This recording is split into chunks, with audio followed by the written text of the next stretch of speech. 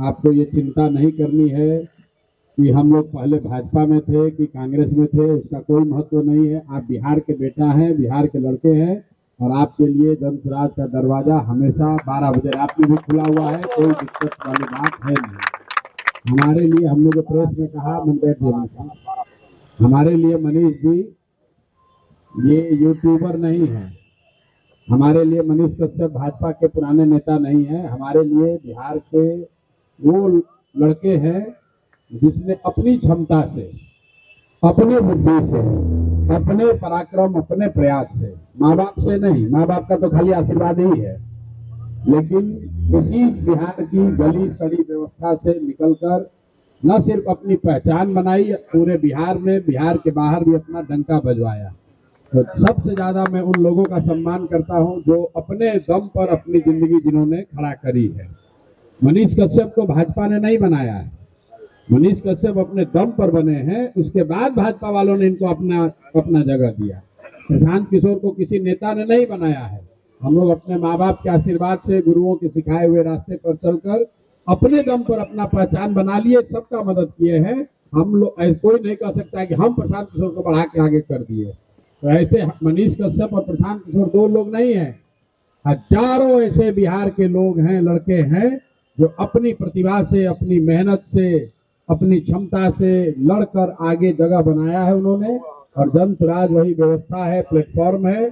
आपको एक खुला निमंत्रण है कि आपके पिताजी विधायक हैं या नहीं हैं, आप किसी उद्योगपति पैसे वाले के लड़के हैं या नहीं हैं, आपके जाति की कितनी संख्या है, इससे कोई मतलब नहीं है। लेकिन अगर बिहार को सुधारने का आपका जज्बा है, अगर आपके मन में ये कसक है, ये टीस है कि बिहार सुधरना चाहिए, तो जन स्वराज आपका दल है, जन स्वराज आपका प्लेटफॉर्म है। यहाँ आइए और जन स्वराज के जरिए, इस प्लेटफॉर्म के जरिए बिहार को सुधारने में अपना कंधा लगाइए। दूसरा कोई उपाय नहीं। अभी हमको 2 दिन पहले कोई आके एक इंटरव्यू में आप लोगों ने देखा होगा, पूछा कि हम कहा है सम्राट चौधरी ने कि जन स्वराज दिल जलो की पार्टी है। तो हमने कहा भाई हाँ, बिल्कुल दिल जलो की पार्टी है। हम लोग का दिल जल रहा है कि बिहार में इतने काबिल लोग होने के बाद भी हम लोग देश के सबसे गरीब और पिछड़े राज्य हैं। हम लोग का दिल इस बात से जलता है कि पूरे देश में जहां भी जाते हैं हम लोग, तो लोग कहता है बिहारी मतलब बुर्बक, बिहारी मतलब अनपढ़, बिहारी शब्द गाली बन गया है, इसलिए दिल जलता है।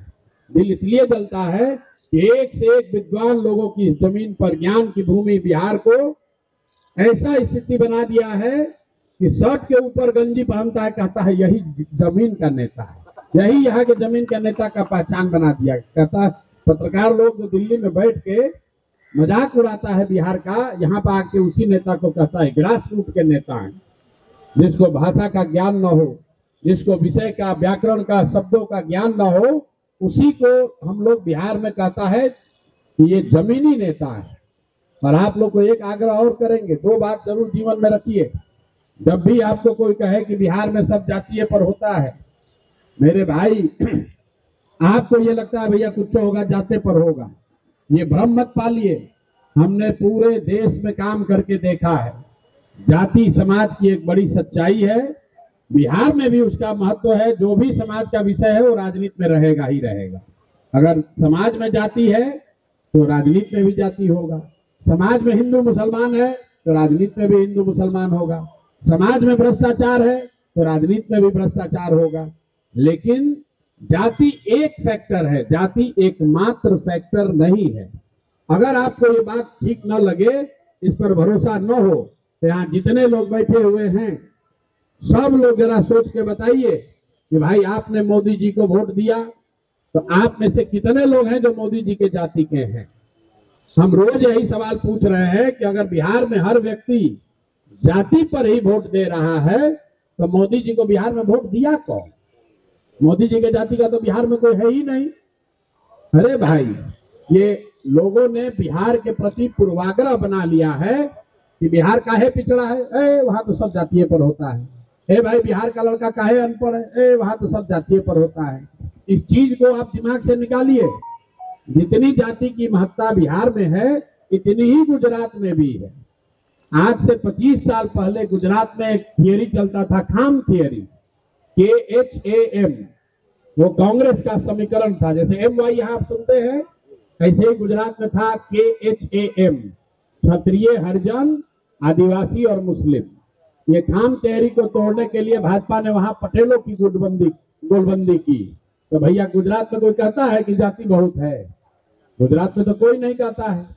आप कर्नाटक में सुनते हैं लिंगायत है, वोक्कालिगा है, कि लिंगायत ही बनेंगे, वोक्कालिगा उनको चैलेंज करेगा।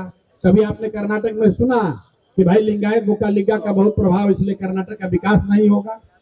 आप आंध्रा में जाइएगा, वहां रेड्डी, कापू, खम्मा लोग हैं, तो कोई कहता है कि आंध्रा में विकास नहीं होगा क्योंकि यहाँ जाति है? अरे भाई, जाति जब से सभ्यता है तब से जाति है। जाति कोई इस बात का एक्सक्यूज नहीं है कि विकास क्यों नहीं होना चाहिए। ये बिहार के प्रति लोगों का पूर्वाग्रह है कि सब कुछ इसलिए खराब है कि यहाँ जाति है। और अगर जाति है भी तो उसको रहते हुए ही लड़ना है। जब आपको हमारी बात पर भरोसा न भी हो तो मैं लोगों को ये बताता हूँ कि जो लोग राजनीति के जरिए समाज की अगुवाई करना चाहते हैं, आपके पास ये विकल्प नहीं है कि सब कुछ सुधर जाएगा तब आप राजनीति में आइएगा। लोग कहता है भैया बिहार तब सुधरेगा जब जाति नहीं रहेगा। जाति नहीं रहेगा ना, जातिवाद खत्म हो जाएगा तो हम लोग बिहार सुधर जाएगा। अरे भाई, तो जाति ना कभी सुधरेगा ना कभी बिहार सुधरेगा। अरे ये तो आपको, अरे भैया जाति खत्म हो जाएगा ना तब हम लोग का बिहार सुधरेगा, तो जाति तो कभी नहीं खत्म होगा। तो इसका मतलब बिहार नहीं सुधरेगा। अगर आपको राजनीति के जरिए समाज की अगुवाई करनी है तो आपको ये तय करना है कि समाज की अच्छाइयों और बुराइयों, समाज के सभी वर्चूज को समझकर, बूझकर, साध कर उसी का नेतृत्व करना है। सब कुछ अच्छा